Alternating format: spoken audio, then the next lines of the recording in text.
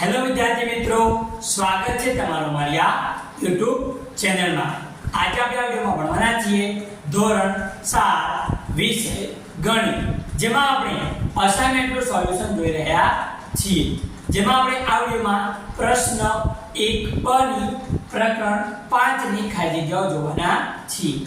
આપણે આગળના વિડિયોમાં પ્રશ્ન 1a અને પ્રશ્ન 1b ની કેટલી ખાલી જગ્યા જોઈ ચૂક્યા, વિકલ્પો અને ખાલી જગ્યા જોઈ ચૂક્યા।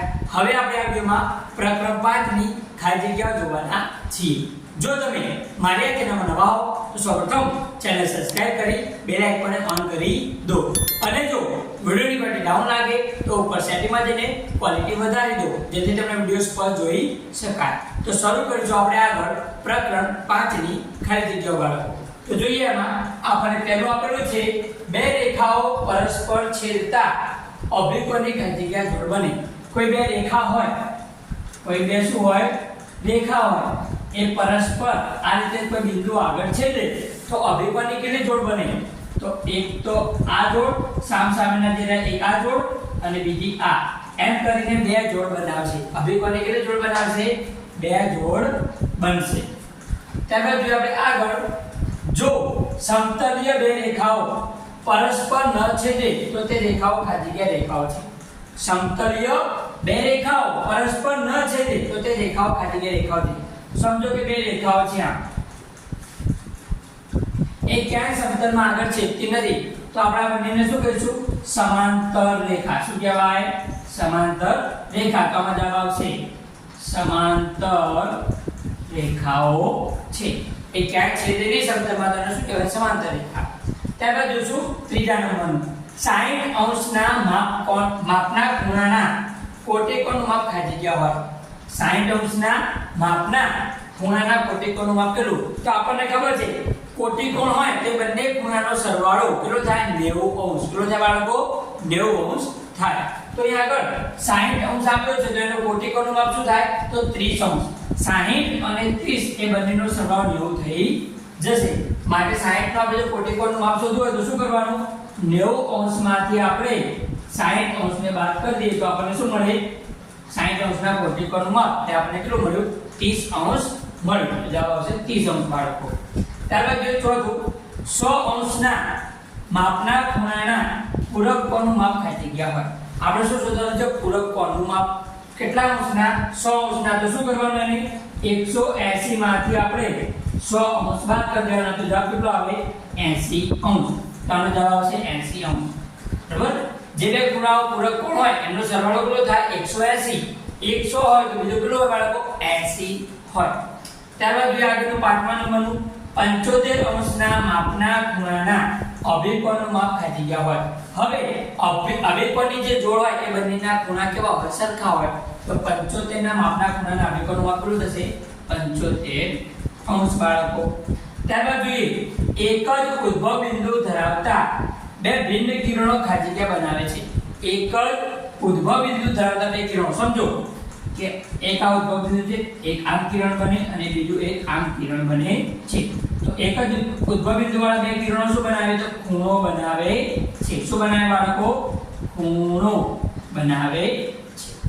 ત્યારબાદ જોઈએ 8મા નંબરનું, 90 અંશથી નાના માપના ખૂણાને ખાલી જગ્યા કહેવાય।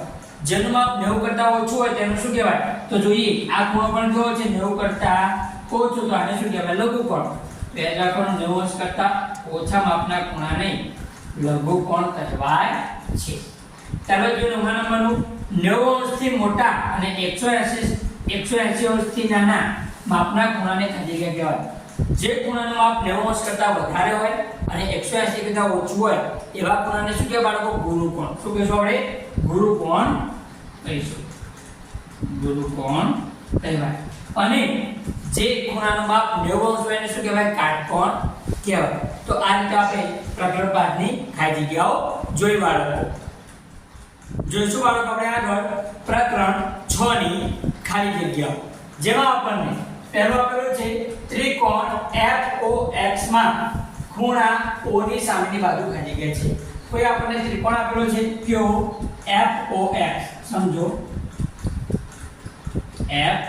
FOX આવો આપણને ત્રિકોણ આપેલો છે।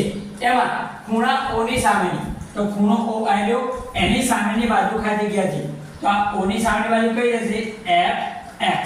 તો લખીશું રેખાખંડ f, એટલે કે fx બાજુ આવશે.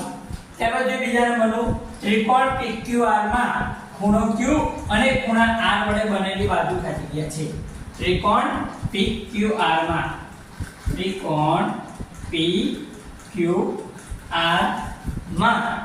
ખૂણો Q અને ખૂણો R, ખૂણા Q અને ખૂણા R આ બંને વડે બનેલી બાજુ કઈ? તો કઈ બાજુ બનશે? QR. તો લખીશું રેખાખંડ QR. ત્યારબાદ ત્રીજું ત્રિકોણ ABC માં રેખાખંડ AB અને રેખાખંડ BC વડે બનેલો ખૂણો ખાલી જગ્યા છે. ત્રિકોણ ABC આપણને આપેલો છે, બરાબર? આવો ત્રિકોણ A B અને C, એમાં રેખાખંડ AB, તો AB આ રેખાખંડ અને રેખાખંડ BC આ બંને વડે બનેલો ખૂણો કયો? તો AB અને BC વડે બનેલો ખૂણો કયો થશે? તો ખૂણો B. સમજીએ, આ AB અને BC આ બંને વડે બનેલો ખૂણો કયો બનશે? તો આ ખૂણો B આવશે. તો લખીશું ખૂણો B છે. ત્યારબાદ જોઈએ ત્રીજું, ચોથું ત્રિકોણની કુલ ખાલી જગ્યા બાજુ હોય. હવે ત્રિકોણની કેટલી બાજુ હોય? તો 1 2 અને 3. ત્રિકોણની કેટલી બાજુ હોય બાળકો? 3 બાજુ હોય છે. તો લખીશું 3. ત્યારબાદ જોઈએ પાંચમા નંબરનું ત્રિકોણના શિરોબિંદુને સામેની બાજુના મધ્યબિંદુ સાથે જોડતા રેખાખંડને ખાલી જગ્યા કહેવાય. સમજો, કોઈ આગળ ત્રિકોણ આપેલો છે, બરાબર? હું અહીં આગળ કાટકોણ ત્રિકોણ દોરું છું, A B અને C.